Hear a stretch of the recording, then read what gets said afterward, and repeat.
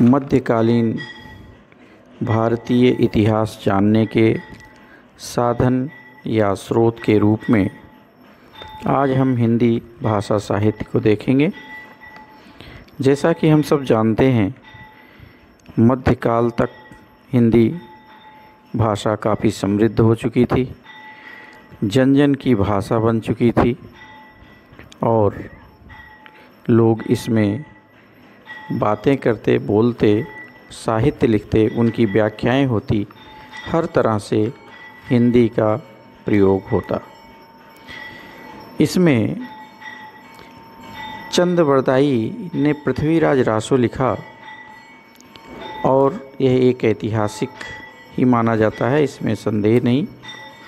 और हम बहुत सारे इतिहास की चीज़ों को इसमें देखते हैं। सारंगधर का हम्मीर काव्य भी ऐतिहासिक है। जगनक ने आल्हा खंड लिखा, यह भी हम जानते हैं हिंदी का अच्छा साहित्य है, बृहद साहित्य है। इसी समय मध्यकाल में भक्ति साहित्य का प्रचार बढ़ता है। अनेक भक्त कवि आते हैं और अपनी बातें हिंदी में कहते हैं। अवधी में, ब्रजभाषा में, विशेष रूप से मध्यकाल में बातें अपनी बताते हैं। जैसे कबीरदास जी ने साखी शबद रवैनी के माध्यम से पीजक में तत्कालीन समाज का चित्र प्रस्तुत किया है। तरह तरह की बातें जो समाज में थी वह उनके सामने आती थी, उनका उत्तर वे देते थे। तो उससे हम तत्कालीन समाज के बारे में, संस्कृति के बारे में, धर्म के बारे में अच्छे से जान सकते हैं। जब वे इस्लाम और हिंदू के पाखंडों का खंडन करते हैं तो लगता है कि हाँ, उस समय दोनों महत्वपूर्ण धर्मों के बीच कोई टकराहट चल रही थी और दोनों में कुछ कमियां आ गई थी, जिनमें कबीरदास जी सामंजस्य बनाने की कोशिश करते थे। सूरदास जी की बात करें तो इनका उल्लेख तो आईने अकबरी में आता है, मुंशियात अबुल फजल में भी है। तो सूरदास तो ऐतिहासिक व्यक्ति हैं और इनकी रचनाएं भी बहुत सारी हैं। सूर सागर, सूरावली, साहित्य लहरी, नल दमयंती, व्यालो, नागलीला, गोवर्धन लीला, प्राण प्यारी, दशम स्कंद टीका, भागवत, इन सब में सामान्य तौर पर सूरदास जी ने कृष्ण के बाल लीला का वर्णन किया है। अब साहित्य समाज का दर्पण है और कोई भी साहित्यकार अपने समाज के और आसपास के घटने वाली घटनाओं से बहुत दूर नहीं जा सकता। वह कहीं न कहीं अपने चित्रण में उन सब को ला देता है जो समाज में घटित है। सूरदास जी के कृष्ण केवल भगवान कृष्ण नहीं हैं, बल्कि हम समाज के प्रत्येक बच्चे में वह बात देख सकते हैं, वह कृष्ण रूप देख सकते हैं और उनके माध्यम से हम बहुत सारी बातें मध्यकाल का जान सकते हैं। और बच्चों का इतिहास लिखना हो तो निश्चित तौर पर बच्चे, उनकी गतिविधियां और उनका समाज के प्रति दृष्टिकोण, सब कुछ उसमें हम देख सकते हैं सूरदास जी के माध्यम से। रसखान की बात करें तो इन्होंने प्रेम वाटिका और सुजान रसखान, इस तरह के रचनाएं की हैं। इन्होंने भी मथुरा वृंदावन को अपना निकट स्थान बनाया था और उसके बारे में, वहाँ के प्रकृति चित्रण बहुत अच्छा करते हैं और उस काल के बारे में कुछ भौगोलिक दशा, वहाँ की स्थिति, वहाँ के लोगों के रहन सहन के बारे में हम जान सकते हैं कि एक इस्लाम को मानने वाला इब्राहिम नामक व्यक्ति जो रसखान नाम से कृष्ण भक्त बनता है और समाज में कोई विरोध नहीं है, ये भी एक अच्छी बात दिखाई देती है। मीरा की बात करें तो मीरा के रचनाओं में हम बहुत सारी नारी दशा का चित्रण कर सकते हैं।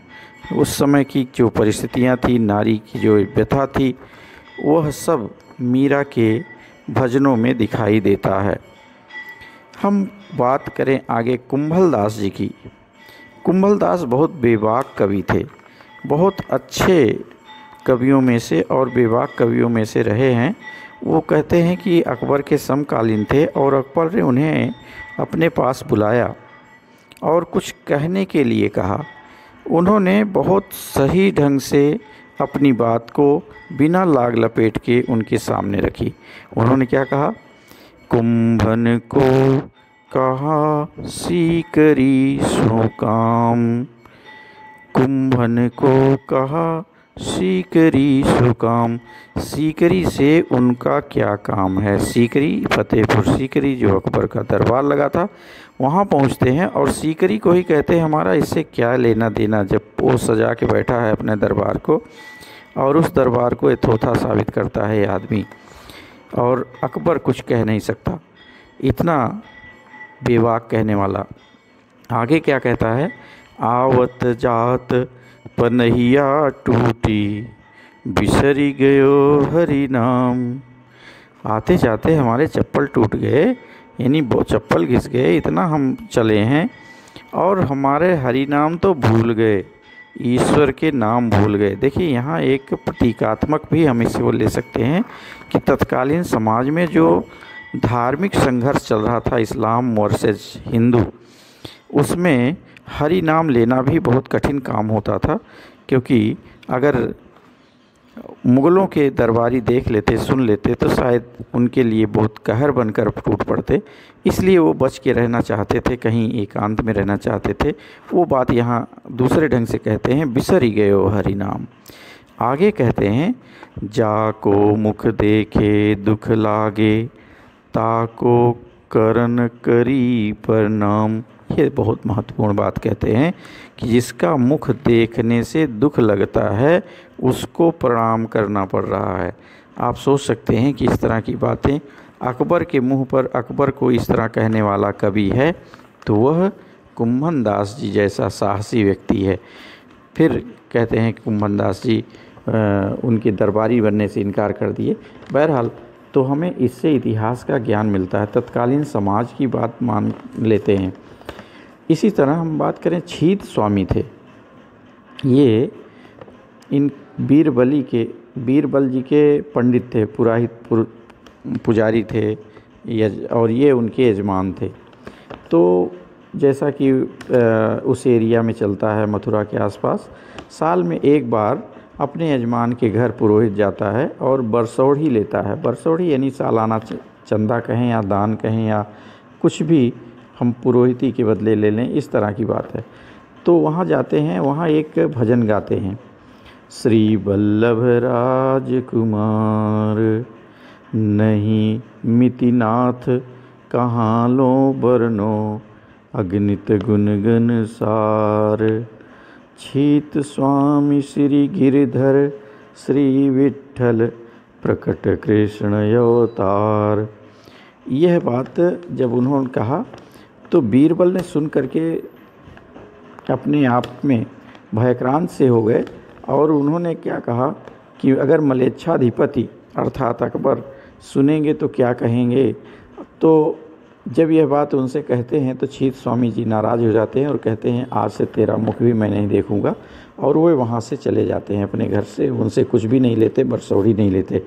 तो यह भी समाज का दर्पण कर रहा है कि एक बीरबल जो दरबारी है, अकबर का बहुत मित्र है, चहेता है, वो भी कितना अकबर से डर रहा है कि यहाँ अगर कृष्ण की प्रशंसा हो रही तो भी वो सुनेंगे तो क्या कहेंगे। वो डर के मारे इस तरह की बात करते हैं कि इस तरह बात मत करो। तो छीत स्वामी नाराज़ होते हैं। आप सोच सकते हैं इतिहास में तत्कालीन समाज और अकबर के बारे में और अकबर के क्रूरता के बारे में जिससे डर रहे हैं लोग।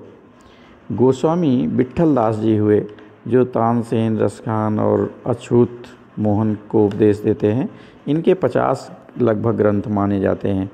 इन्होंने अकबर पर कहा जाता है दबाव बना करके अकबर को अपनी तरफ मिला करके और गोपद पर प्रतिबंध लगाया, गो हत्या बंद कराई। तो आप समझिए कि एक कवि कितना प्रभावशाली होगा कि अकबर जैसे व्यक्ति को अपने गोवध के लिए मनवा लेता है। तत्कालीन समाज साफ दिखता है। संत रैदास के दोहे आप जानते ही हैं, समाज के बारे में और उस समय के बारे में, परिस्थितियों के बारे में बातें करते हैं। हरिदास नाम मिलता है जो सखी संप्रदाय चलाने वाले हैं।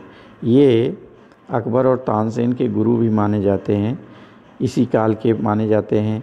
गोविंद स्वामी आते हैं जो अष्टछाप कवियों का एक ग्रुप बनाते हैं, एक संगठन बनाते हैं, जो कि श्रीनाथ जी के समक्ष अपने गीत प्रस्तुत करते रहते हैं। इसी समय हित हरिवंश होते हैं और बैरम खां का लड़का रहीम भी है, जो रहीम बाद में कल अब्दुल रहीम खान खाना बहुत अच्छा प्रसिद्ध हुआ। ये सभी अपने अपने माध्यम से, अपने कवि के गीत के माध्यम से, अपने दोहा के माध्यम से, अपनी बातें कवित्व के माध्यम से समाज के सामने रखते हैं और समाज की बातों को भी उसमें समाहित करते हैं। यहाँ अष्टछाप कवियों की एक बार चर्चा कर लेते हैं कि अष्टछाप कवि ये हैं 1565 ईस्वी में इसकी स्थापना हुई थी अष्टछाप कवियों की, ऐसा माना जाता है।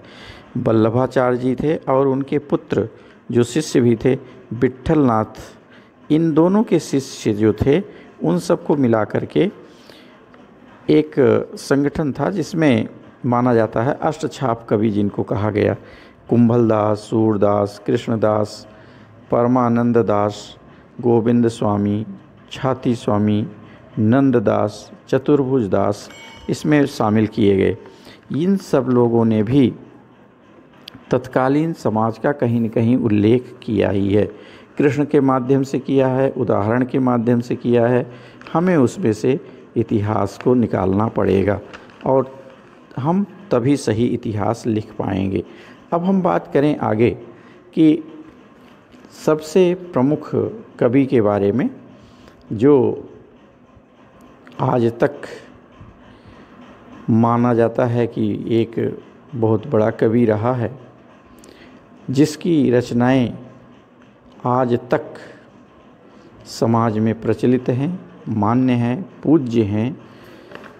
ऐसे राम बोला की बात, अर्थात हम बात कर रहे हैं तुलसीदास जी की बात। तुलसीदास जी अनेक रचनाएं करते हैं, जिसमें रामचरितमानस बहुत प्रसिद्ध है। उत्तरकांड में उनकी अपनी बातें समाहित हैं। उत्तरकांड में तत्कालीन समाज को हम अच्छे से समझ सकते हैं। जो तुलसीदास ने देखा है वो लगभग उसमें किसी दूसरे माध्यम से उसको अभिव्यक्त किया है। उन्होंने अपनी रचनाओं में कुछ और बातें ऐसी लिखी हैं जो अभी हाल में ही जब राम जन्मभूमि बाबरी मस्जिद का विवाद चल रहा था और सर्वोच्च न्यायालय में बात हो रही थी, तो बात हो रही थी कि क्या तुलसीदास जी ने भी कहीं राम के बारे में कुछ लिखा है, राम के जन्मभूमि के बारे में, बाबरी मस्जिद के बारे में, इस तरह का कोई उल्लेख मिलता है क्या। उस समय ये बात सामने आई कि नहीं, इन्होंने भी कई दोहों में इस तरह की बातें बताई हैं जो तत्कालीन बाबरी मस्जिद राम जन्मभूमि से संबद्ध है। जैसे इन्होंने अपने दोहे में क्या लिखा है, राम जन्म नहीं मंदिरहि तोरी मसीत बनाए, जबहि बहुत हिंदुन हते तुलसी कीन्ही हाय। जब इसका मतलब राम जन्म का जो मंदिर था उसको तोड़ करके जब मस्जिद बना दिया गया तो तुलसीदास जी को बहुत हाय लगी।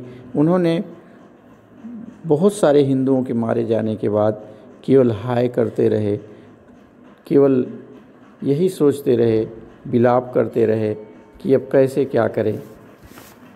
आगे लिखते हैं, दल्यो मीर बाकी अवध मंदिर राम समाज, तुलसी रोवत हृदय हति, त्राहि त्राहि रघुराज।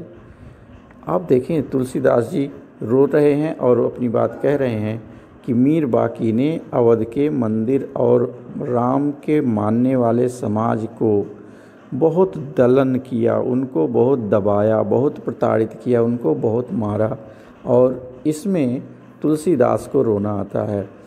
आगे लिखते हैं, रामायण घरि घंट जहाँ, श्रुति पुराण उपखान, तुलसी जवन अजान तह, कियो कुरान अजान। यानी रामायण जहाँ राम के रहने का स्थान है, जहाँ घंट घड़ियाल बजते थे, जहाँ पर श्रुति पुराण उपाख्यान के व्याख्यान होते थे, जहाँ इस तरह की बातें होती थी, वहाँ आज अजान पढ़े जा रहे हैं, दिए जा रहे हैं, कुरान पढ़े जा रहे हैं। यह तुलसीदास जी लिखते हैं। आगे लिखते हैं, राम जन्म मंदिर जहाँ, लसत अवध के बीच, तुलसी रची मसीत तह, मीर बाकी खल नीच। राम का जन्म जहाँ हुआ था और जहाँ मंदिर बना था राम जन्म का, वह अवध के बीच में था, और वहाँ पर मीर बाकी नामक एक खल नीच व्यक्ति ने मस्जिद का निर्माण करा दिया। तो इस तरह का उदाहरण अपने आप में आ जाता है। यानी तत्कालीन इनका उद्देश्य नहीं था लिखने का, लेकिन तत्कालीन समाज का, कहीं न कहीं राजनीति का, धर्म का, सामाजिक संघर्ष का, ये सब वर्णन उसमें आ ही जाता है। अर्थव्यवस्था का वर्णन आ ही जाता है। जब वो कहते हैं कि 2 ही चना खाएंगे और मस्जिद में सोएंगे, लेकिन राम नाम लेंगे, तो वहाँ अर्थव्यवस्था भी दिखाई देती है। बहुत सारी बातें हम जान लेते हैं। तो हमारे लिए हिंदी के साहित्य जो हैं, वो चाहे भक्त साहित्य हों, चाहे महाकाव्य हों, दोनों बहुत महत्वपूर्ण हैं। इतिहास जानने के लिए बहुत बड़े साधन हैं।